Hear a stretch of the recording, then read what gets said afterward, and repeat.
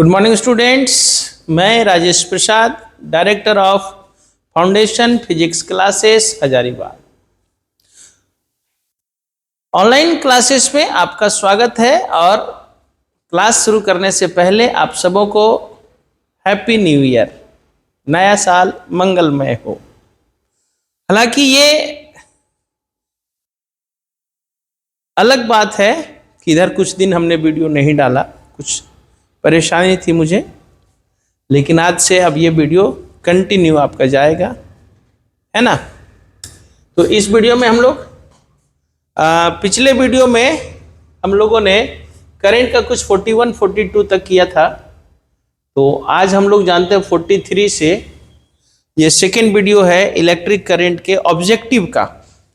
Online classes में हम लोग दो तरह से वीडियो डाल रहे हैं। अगर आप जान रहे होंगे, वीडियो देख रहे होंगे, तो chapter wise subjective questions PYQ और ये चैप्टर वाइज ऑब्जेक्टिव क्वेश्चंस, है ना। तो समय अब तो धीरे धीरे नज़दीक आ रहा है, तो जो भी वीडियो हम लोगों ने डाला है कंटिन्यू अगर आप देखते हैं तो आपका तैयारी एक अच्छी स्थिति में पहुंच जाएगा और आप एक बेहतर मार्क्स स्कोर कर पाएंगे। ओके, तो चलिए शुरू करते हैं। Question number 43, name the material which give less resistance with increase in temperature. Temperature बढ़ने के बाद लेस रेजिस्टेंस, रेजिस्टेंस कम हो जाना। किस तरह के मटेरियल में टेम्परेचर बढ़ने के बाद रेजिस्टेंस जो है वो कम होगा, बता सकते हैं? तो देखिए ना, आपको बताए हुए हैं, जानते हैं। अगर हम कंडक्टर की बात करेंगे, मेटल की बात करेंगे, तो कंडक्टर में टेम्परेचर बढ़ने पर रेजिस्टेंस भी बढ़ता है। लेकिन अगर डायोड, सेमीकंडक्टर की बात करेंगे, सिलिकॉन में टेम्परेचर बढ़ने के बाद रेजिस्टेंस जो है वो घटता है। तो ऑप्शन हो जाए। अब तो पढ़े भी होंगे ये, ठीक है। हम तो रिवीजन कर रहे हैं ना भाई, रिवीजन कर रहे हैं। और रिवीजन यानी कि सिलेबस लास्ट हो चुका है। हम लोगों ने सेमीकंडक्टर फिजिक्स पढ़ लिया है। सेमीकंडक्टर में हम जानते हैं कि टेम्परेचर बढ़ने पर उसका करंट फ्लो करने का कैपेसिटी बढ़ता है, यानी रेजिस्टेंस घटता है। सेमीकंडक्टर कौन है इसमें? सिलिकॉन। आइए 44 क्या कह रहा है? Copper and germanium are cooled from germanium. Copper is a conductor, germanium is a semiconductor, cooled from 50 degree to room temperature 20 degree Celsius. The resistances will, अब बताइए। तो सर कॉपर मेटल है यानी कंडक्टर, और जर्मेनियम इज ए सेमीकंडक्टर, तो क्या हो जाएगा? तो जब इसका कॉपर का टेम्परेचर घटेगा तब उसका कंडक्टिविटी बढ़ेगा, यानी रेजिस्टेंस घटेगा। लेकिन जर्मेनियम का टेम्परेचर घटेगा तो उसका रेजिस्टेंस बढ़ेगा। क्या कर रहा है? द रेजिस्टेंस कॉपर का डिक्रीजेज, जर्मेनियम, ये भी गलत हो गया। हम क्या बोल रहे हैं? कॉपर का घटेगा लेकिन जर्मेनियम का बढ़ेगा। Copper decreases, germanium increase. D option देखिए, तो दिखा डी ऑप्शन। सी लिख रहा है, सॉरी, रेजिस्टेंस का बात कर रहा है। रेजिस्टेंस ठंडा करने पर रेजिस्टेंस बढ़ेगा नहीं, टेम्परेचर बढ़ने पर उसका रेजिस्टेंस घटेगा, लेकिन ठंडा करने पर रेजिस्टेंस बढ़ जाएगा जर्मेनियम का। डी ऑप्शन होगा, यहां ऑप्शन गड़बड़ है। डी ऑप्शन ठीक है। कॉपर का तो रेजिस्टेंस घटेगा ठंडा होने पर, लेकिन ठंडा होने पर सेमीकंडक्टर का रेजिस्टेंस, यहां पिछला क्वेश्चन देखिए ना क्या था, लेस टेम्परेचर बढ़ेगा तो रेजिस्टेंस घटेगा, लेकिन यहां टेम्परेचर घट रहा है ना भाई। तो सिलिकॉन, जर्मेनियम भी एक सेमीकंडक्टर है, तो टेम्परेचर घटेगा तो रेजिस्टेंस बढ़ेगा। जर्मेनियम का इंक्रीज करेगा बट कॉपर का डिक्रीज करेगा, इसलिए ऑप्शन डी, ये ऑप्शन गलत था, यहां सुधार लेंगे। नेक्स्ट आइए, if a wire of radius are drawn to another wire of radius to earth, the new resistance of the wire will be, तो क्या होगा? तो अगर रेजिस्टेंस किसका होगा, रेडियस बढ़ गया तो रेडियस पर यानी एरिया ऑफ क्रॉस सेक्शन पर कैसा डिपेंड करता है? इनवर्सली, रेडियस बढ़ेगा तो रेजिस्टेंस घटेगा, है ना, इसलिए यहां पर हो जाएगा ये, ठीक है।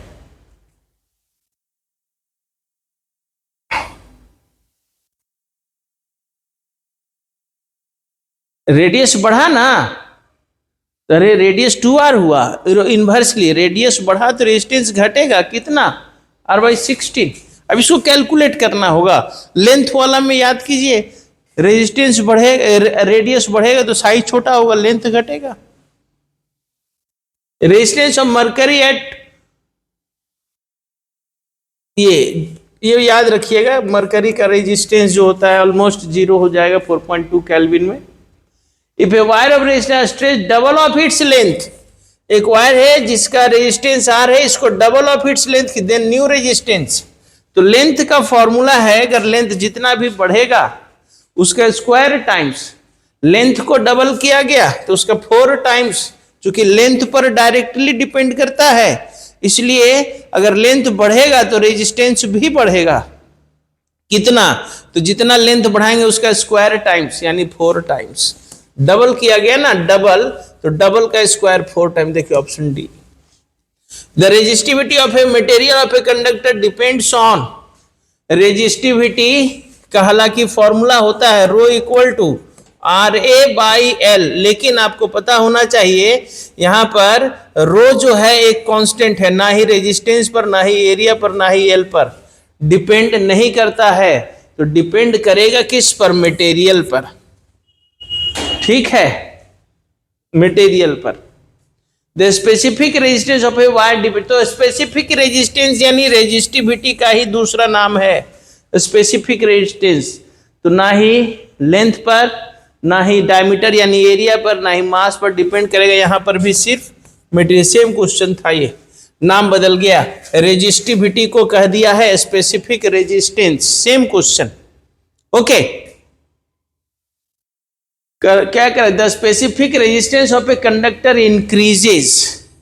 अब स्पेसिफिक रेजिस्टेंस का फॉर्मूला होता क्या है? तो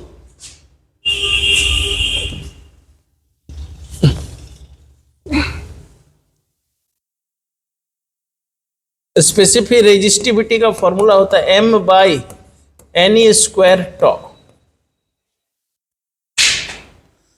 तो मास तो कांस्टेंट है ना इलेक्ट्रॉन का, तो मास पर डिपेंड नहीं करेगा, फिर डिपेंड करेगा किस पर? ये नंबर ऑफ इलेक्ट्रॉन पर, और नंबर ऑफ इलेक्ट्रॉन डिपेंड करेगा किस पर? चार्ज कांस्टेंट है, तो ये दो चीजों पर, नंबर ऑफ इलेक्ट्रॉन्स और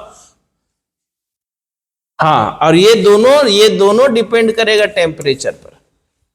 तो increases with increase in, conductor का बात कर रहा है ना, तो increases with increase in temperature, ठीक है, ऑप्शन ए। ये पढ़ाते समय बताए हुए हैं कि टेम्परेचर बढ़ेगा तो रिलैक्सेशन टाइम घट जाएगा, टेम्परेचर बढ़ेगा तो रिलैक्सेशन टाइम घट जाएगा। क्यों? जल्दी जल्दी इलेक्ट्रॉन टकराने लगेगा, कॉलिजन होने लगेगा, इसलिए increases with increase in temperature. Which of the following is correct for resistivity of a material? कौन सा? तो अभी तो बताए, रो इक्वल टू, ये फॉर्मूला देखिए ना, RA/L, ये ऑप्शन सही है, option A. Unit of specific resistance, अब इसका जब फॉर्मूला पता है sir, rho equal to RA/L, तो इसका यूनिट निकाल लीजिए ना, ओम इनटू एरिया का मीटर स्क्वायर, डायमेंशन नहीं लिखना है, मीटर स्क्वायर बाई मीटर, यानी कट गया, क्या हो गया? ओम मीटर, सीधा सा बात है भाई, ओम मीटर है ना? कौन सा? सी ऑप्शन देखिए, ओम मीटर। अब डायमेंशनल फॉर्मूला ऑफ रेजिस्टिविटी, अब ओम का डायमेंशन, ओम यानी V बाई आई, तो V के लिए क्या हो जाएगा? ML2T-3 और A-1 नहीं, A-2 V बाई आई, ओम के लिए बाई आई, ठीक है, इनटू मीटर, मीटर यानी L, तो हो जाएगा क्या? ML3T-3 A-2। सी ऑप्शन देखिए, तो है तो सी ऑप्शन, ML3T-3 A-2, ठीक है। ये सब निकाला हुआ है कॉपी में, डायरेक्ट क्वेश्चन है। समझने वाला क्वेश्चन जो होता है, the resistivity of metallic wire is L when its length is double it's new resistivity. तो रेजिस्टिविटी लेंथ पर डिपेंड नहीं करता है, रेजिस्टिविटी लेंथ पर डिपेंड नहीं करता है। करता है क्या? नहीं करता है, इसलिए रिमेन सेम लेंथ। अगर तो इसका लेंथ को डबल करेंगे तो भी रेजिस्टिविटी एल का एल ही रहेगा, डी ऑप्शन देखिए। The resistivity of a wire varies with length, varies with mass, varies with cross sectional area, किसी पर नहीं, independent of length, cross sectional area, mass of the wire. ये independent है, इन सबों से डिपेंड ही नहीं करेगा। अभी तो इसकी ये सेम क्वेश्चन पहले भी आया है। Okay, the resistivity of a conductor changes. तो रेजिस्टिविटी कैसे चेंज करेगा? तो temperature of the conductor changes, जब टेम्परेचर चेंज करेगा तब। देखिए डी ऑप्शन होगा यहाँ पर, डी ऑप्शन ठीक है। अभी तो पहले भी चर्चा हुआ ना, टेम्परेचर पर डिपेंड करेगा। Conductance is the reciprocal of resistance. Conductance is defined as the reciprocal of resistance. क्या बहुत हार्ड क्वेश्चन है? सिंपल क्वेश्चन है। Conductance is the reciprocal of resistance. Siemens is the unit of, बताइए siemens किसको कहते हैं? पर ओम को, पर ओम को, ओम का उल्टा मोह या साइमन कहेंगे ना, तो ओम का उल्टा किसका है? वो रेजिस्टेंस का उल्टा कंडक्टेंस। तो Simon is the unit of conductance. क्या ऑप्शन है? देखिए बी ऑप्शन, कंडक्टेंस। साइमन जो है, साइमन किसको लिखते हैं? पर ओम को, या इसी को उल्टा कर दीजिए मोह, इसको मोह पढ़ते हैं। डायमेंशनल फॉर्मूला ऑफ कंडक्टेंस, तो रेजिस्टेंस का डायमेंशन उसका उल्टा कर दीजिए। रेजिस्टेंस का क्या होता है? V by I ML2T-3 A-2। अब इसका उल्टा करेंगे, इन्वर्स करेंगे, तो M-1 L-2 T3 A²। देखिए कौन सा है? M-1 L-2 T3 A², 59। Simple है ये सब, ये सब में तो ज्यादा दिमाग नहीं लगाना है। With increase in temperature the conductance of a metal. अब बताइए कंडक्टेंस क्या है? रेजिस्टेंस का उल्टा। टेम्परेचर बढ़ेगा तो रेजिस्टेंस बढ़ेगा, यानी कंडक्टेंस घटेगा। With increase in temperature conductance of a metal, बताइए टेम्परेचर बढ़ेगा और कंडक्टेंस है क्या? रेजिस्टेंस का उल्टा। तो टेम्परेचर बढ़ने पर क्या होगा? रेजिस्टेंस बढ़ेगा, यानी कंडक्टेंस घटेगा, डिक्रीजेस। देखिए option B, decreases. Conductivity is the reciprocal of resistivity. Conductivity जिसको हम लोग सिग्मा कहेंगे, क्या है? Reciprocal of resistivity. Conductivity is the reciprocal of resistivity. अब conductivity of a superconductor कितना? बताइए। इनफाइनाइट। सुपर कंडक्टर है ना, उसका conductivity infinite, very high. If the temperature of a it's conductivity. अब बताइए अगर टेम्परेचर बढ़ेगा तो कंडक्टिविटी का क्या होगा? तो टेम्परेचर बढ़ने पर भैया रेजिस्टिविटी भी बढ़ता है कंडक्टर का खास करके। तो जब टेम्परेचर बढ़ेगा रेजिस्टिविटी बढ़ेगा, रेजिस्टिविटी बढ़ेगा यानी कंडक्टिविटी डिक्रीज करेगा, डिक्रीजेस। देखिए ना ऑप्शन क्या हो जाएगा, बी। क्या समझ में आ रहा है? ये सब देखिए एकदम डायरेक्ट थ्योरेटिकल क्वेश्चन है कंसेप्ट के आधार पर। टेम्परेचर डिपेंडेंस टॉपिक पढ़ाए हुए हैं करंट में। Conductivity of a conductor depends on, अब भाई कंडक्टिविटी किस पर डिपेंड करेगा, टेम्परेचर पर। अब ऐसा यूनिट ऑफ कंडक्टिविटी, तो रेजिस्टिविटी का उल्टा, रेजिस्टिविटी का क्या हुआ था, ओम मीटर, तो इसका क्या हो जाएगा, पर ओम पर मीटर। उल्टा पहले लिखते हैं, पर ओम पर मीटर, पर ओम यानी मो पर मीटर, मो पर मीटर यानी इसी को हम लोग साइमन पर मीटर भी कहेंगे। देखिए कौन सा है, साइमन पर मीटर, बी ऑप्शन है ना। ये इतना सारा है, इसका रिवर्स कर देंगे, रिवर्स, इनवर्स, रिवर्स नहीं कहिए, इसका इनवर्स कहिए, है ना। इसको क्या कर देंगे, इनवर्स, उल्टा, व्युत्क्रम, तो ये आ जाएगा। अब इसी को हम ऐसे ऐसे भी, अगर ऐसा ऑप्शन दिया रहता है ऐसा लिख, देखिए ओम मीटर में दिया हुआ, इसका उल्टा भी दिया ऐसा दिया रहता, ऐसा दिया, ऐसा दिया, ऐसा मारेंगे, साइमन पर मीटर मारेंगे। डायमेंशनल फॉर्मूला फॉर कंडक्टिविटी, अब इसी का डायमेंशनल फॉर्मूला निकाल लेंगे ना। रेजिस्टेंस का जो भी, रेजिस्टिविटी का जो भी डायमेंशन आया था, क्या आया था याद है, ML3T-3A-2, तो उसका उल्टा कर दीजिए ML3, ये आ जाएगा। देखिए बी ऑप्शन, बी ऑप्शन है ना। तो which of the following relation is called as current density.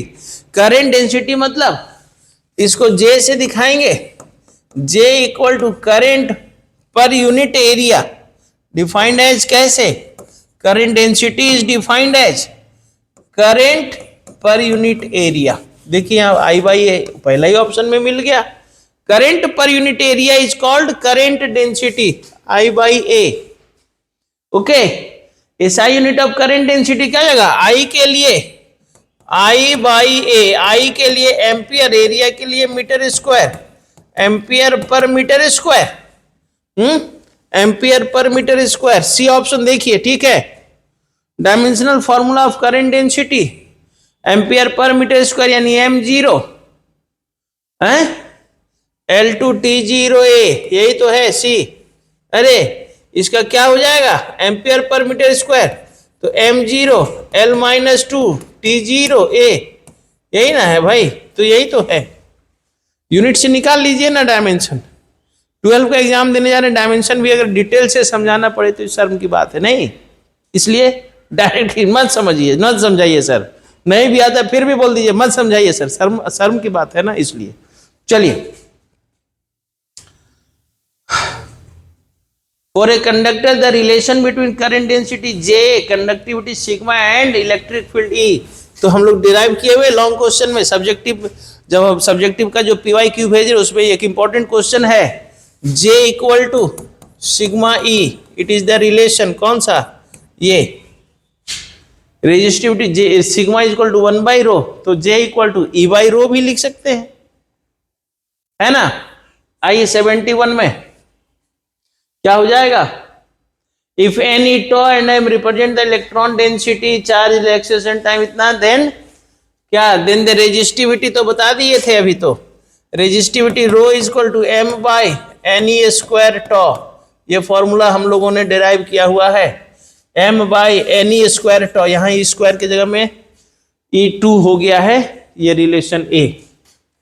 अब आ जाइए यहाँ पर, based on EMI, terminal voltage, internal resistance, cell combination, cell and electrical power and energy. EMF of a cell is what, EMF है क्या, तो sir potential difference ही तो है, याद है ना। EMF is also the potential difference, EMF भी एक तरह का क्या है, पोटेंशियल डिफरेंस ही है।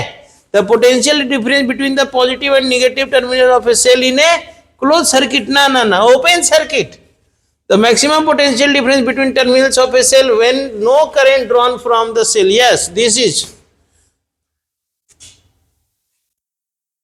जब करंट ड्रॉ नहीं हुआ है यानी सर्किट अभी क्या है, ओपन है, नो पोटेंशियल लॉस ऐसा भी बोल सकते हैं। The position offered by the electrolyte of a cell to the flow cell to oppose opposition offered by the electrolyte of the cell to the flow of current through itself is known as internal resistance। यही ना internal resistance, cell खुद से अपने से होने वाले current को, flow करने वाले करंट को रोकने का जो इलेक्ट्रोलाइट का ये जो प्रॉपर्टी है, it is called internal resistance. The internal resistance of a cell depends on distance between the plates, area of the plates, ये सारा ऑल। अभी देखिए ना, सब्जेक्टिव में भी ये क्वेश्चन हमने आंसर किया हुआ है। Okay, EMF of a cell depends on temperature of the electrolyte used in the cell. ये internal resistance of a cell does not depend on, internal resistance EMF पर डिपेंड नहीं करता है कि इतना ईएमएफ है, उससे कोई मतलब नहीं है। New cell has also internal resistance और old cell has also internal resistance. EMF कितना है, पोटेंशियल डिफरेंस कितना है, इस पर डिपेंड नहीं करेगा। तो डिपेंड करेगा internal resistance, area of the electrode, distance between the electrode, इस सब पर। ये ऑल ऑफ द एबव बता चुके अभी। 76 में आई, 77 में, when cell is charged by some other electron then the terminal potential difference is क्या, बताइए। अब याद कीजिए, हमने रिलेशन पढ़ाया है, उसमें बताया है कि ऐसे तो E इक्वल टू आता है क्या, E equal to V plus IR आता है, लेकिन यहां से जो टर्मिनल पोटेंशियल डिफरेंस हो जाएगा, यही ना कर रहा है, V equal to E minus IR। लेकिन कब, जब एक सेल के पोटेंशियल डिफरेंस, लेकिन जब हम उसको बाहर से चार्ज करते हैं तो हमारा भी जो है इट इज ग्रेटर देन, ये इन केस ऑफ चार्जिंग, देखिए ना पढ़ाया हुआ है, इन केस ऑफ चार्जिंग, ये सब कुछ पढ़ाए हैं भाई, नोट्स में आप देख सकते हैं। चार्जिंग के केस में जो पोटेंशियल डिफरेंस होगा वो ग्रेटर होगा ईएमएफ से, तो चार्जिंग के केस में potential difference is equal to E plus IR। तो वही कह रहा है कि when cell is charged by some other electricals then the terminal potential difference is क्या, greater than EMF of the cell। ये फॉर्मूला आएगा इन केस ऑफ चार्ज। देखिए बी ऑप्शन, नहीं गलत है, ग्रेटर देन, EMF से greater, C option, it is option C.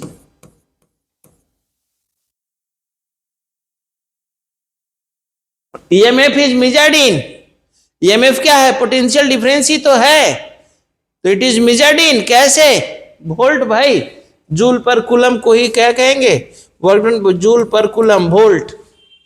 O sorry बालक, इसका आंसर तो सी ही है, मिस्टेक हो गया, सॉरी, इसका आंसर तो सी ही है ना, देखिए ना, वही तो बोल रहे हैं ना, इसका आंसर तो सी ही है। ये जो बी आंसर है इसका है, सॉरी 78 का, 77 का तो सी ही है, सॉरी, है ना, हम यहाँ 77 यहाँ बना दिए, ठीक है, सी ऑप्शन ही है, कोई दिक्कत नहीं है, ठीक है। 78 का बी है, जूल पर कूलम। ओके, अब आ जाइए, a cell of EMF E volt, internal resistance R is being charged with current I ampere, then the terminal, अभी तो बताए, चार्ज करेंगे तो terminal potential difference E plus IR, this is option C, ठीक है, अभी तो बताया हमने आपको, ठीक है। In case of charging E plus IR, आइए 80 नंबर में, a cell of EMF E volt, internal resistance R flows A current I in an external resistance, then the terminals, अब ये सेल जो है खुद से एक करंट फ्लो करा रहा है, तब उस समय उसका terminal potential is minus V equal to E minus IR, ये होगा। Okay, dimensional formula of EMF, तो जो भैया पोटेंशियल डिफरेंस का पोटेंशियल का होगा क्या हो जाएगा, V इक्वल टू जूल पर कूलम, जूल यानी mL2T minus 3A minus 1, it is the dimensional formula of EMF। कौन सा हो गया, mL2T minus 3A minus 1, ये डी ऑप्शन ठीक है। आ जाइए 82, internal resistance of a cell increases, कैसे, तो किस पर डिक्रीज इन टेम्परेचर, हाँ टेम्परेचर घटेगा तो internal resistance. In series combination of n cell we obtained, क्या सीरीज कॉम्बिनेशन सेल में क्या मिलता है, लेस वोल्टेज मिलेगा। सीरीज कॉम्बिनेशन में तो करंट तो भैया सेम रहेगा, वोल्टेज ज्यादा मिलेगा ना, वोल्टेज जुटता चला जाएगा, V1 प्लस मोर वोल्टेज। सीरीज कॉम्बिनेशन में क्या मिल रहा है, देखिए मोर वोल्टेज, बता चुके हैं। पैरेलल कॉम्बिनेशन में more current, voltage same. Parallel combination of n cell more current, ठीक है, बहुत अच्छा, यही ना। चलिए एक क्वेश्चन और करते हैं, 85, इसमें ज्यादा क्वेश्चन है नहीं, चलिए एक आध कर लेते हैं, 90 तक कर लेते हैं। If n cells each of EMF and internal resistance are in parallel connected in a circuit having external, then the current in the circuit क्या हो जाएगा भाई, एनी बाई, चलिए लाइट कट गया बच्चों, तो इसमें इतना ही इस वीडियो में रखते हैं, है ना। फिर से बोर्ड को ऑन करेंगे, तब तक टाइम निकल जाएगा। ये देखिए कितना शॉर्ट वीडियो हुआ, 26 मिनट का, ठीक है, 26 मिनट का वीडियो, आसानी से आप लोग इसको देखेंगे। और 26 मिनट में हमने कितना क्वेश्चन किया है, 45 क्वेश्चन, लगभग 43 45। पिछला वीडियो में भी करंट का पहला वीडियो में 41 42 क्वेश्चन किया, इसमें भी 43 से 44 क्वेश्चन किया। एक वीडियो और करंट का बनेगा, करंट का लास्ट, तीन वीडियो में करंट का सारा ऑब्जेक्टिव कंप्लीट, सारा। और ऑब्जेक्टिव देखने से क्या होगा, सारा कंसेप्ट क्लियर हो जाएगा, लेकिन देख नहीं रहे हैं आप लोग, हमको पता है, खैर कोई बात नहीं। कुछ लोग देख रहे हैं, हम उन्हीं के लिए वीडियो बना रहे हैं। जो नहीं देख रहे हैं, अब तो भाई उनकी मर्जी, एग्जाम आ गया, अब थोड़े हम रिक्वेस्ट करके थोड़े कहेंगे।